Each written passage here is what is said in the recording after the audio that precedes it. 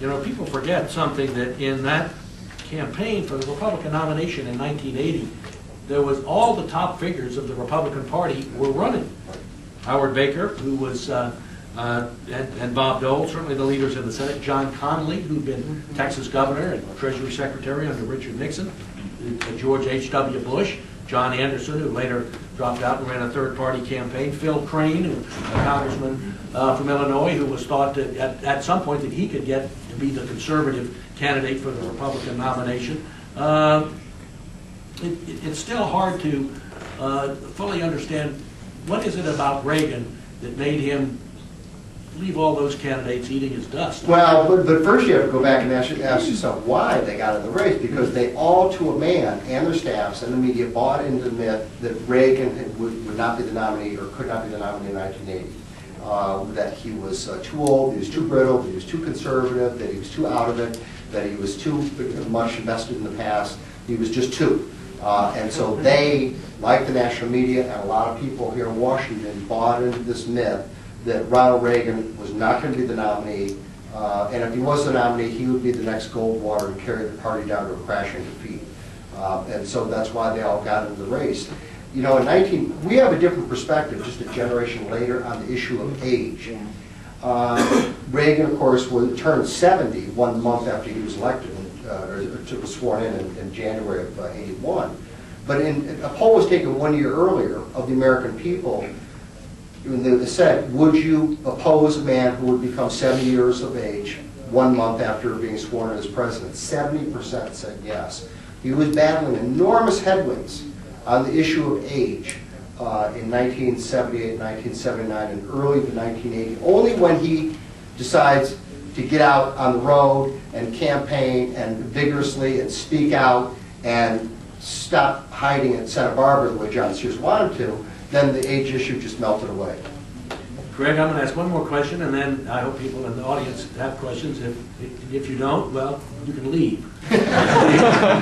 Yeah, just kidding. Craig deals in the author's note at the back of the book, which is pretty good, actually a very informative note. It looks like you threw in stuff that something you'd forgotten to put in earlier in the book. But he does raise this question, and that is whether he, Craig Shirley, is a Reagan worshiper or not. Which, if he is, would be grounds for saying, well, I don't need to read that book because it's just a hagiography. Well, what about it? Are you a Reagan worshiper? No. No, I am an admirer, but I admire any of these men. Yeah, but I admire any of these men who are willing to walk through fire to become president of the United States. We've seen it up close and personal. What you have to go through is just, it's enormous. It's enormous, and it is.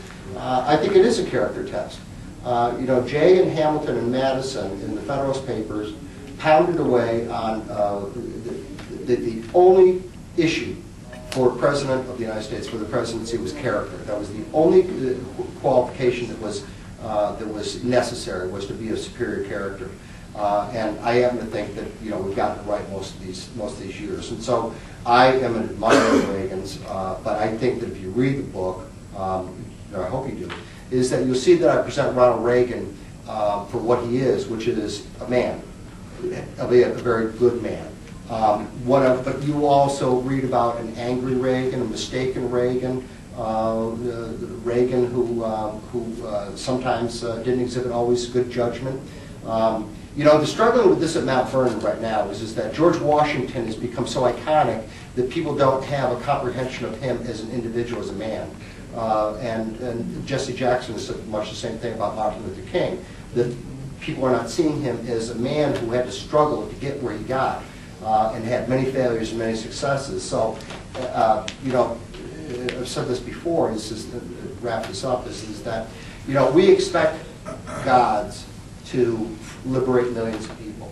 We expect gods to knock down walls and free countries and set countries off on to become independent republics. They're rather expected to do those things, but when a mortal man does those things, it makes them pretty significant, it makes them pretty special. All right, yes, sir. Hello, sir.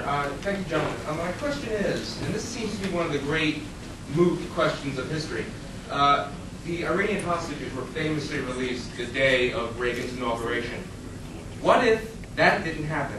What if it continued? What was Reagan, his plans during the election to release the hostages? Well, he had, in fact, Carter attacked him because Reagan said he had a plan for the release of the hostages, but wouldn't give the details.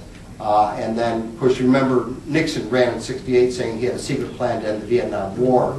Carter attacked Reagan for having a secret plan to get the hostages out. As a matter of fact, I came across no material that showed that it was actually a plan, but I think you can count on, you could bet your bottom dollar that Reagan would have taken, decisive military action, more decisive than Desert One, which was, of course, the failure of the summer of 1980. The problem with, as Reagan understood about realpolitik is that if you make the issue about the hostages instead of about American sovereignty, then the issue will become hostages instead of American sovereignty. And so and the American people, ironically, they backed him on this, is that they were actually more hawkish on the issue than Reagan was. There was a poll that came out the weekend before the election that said if America had to make any concessions to the Ayatollah Khomeini, it would be better to leave them in Tehran and give the Ayatollah nothing. And I think something like 57% said, let him sit there, but make no concessions.